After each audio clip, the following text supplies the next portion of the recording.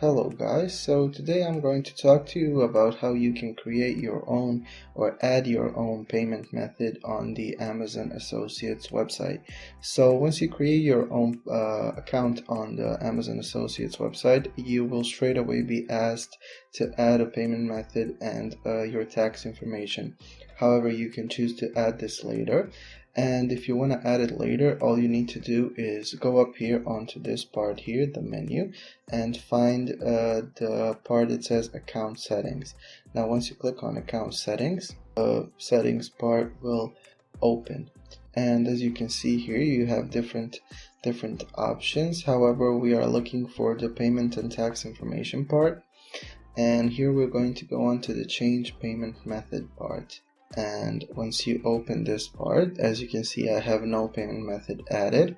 I will click on the bank account here, and it says I don't have any bank account, so I will go add a new bank account. And here you just fill out this data. So bank location, you just add the country, then you have bank currency, account holder name, account type, number, bank number, and your routing number. And once you do this, you save the changes and you have successfully created your own payment method on the Amazon Associates website. So yeah, thank you for listening, and I hope that this video is helpful to you.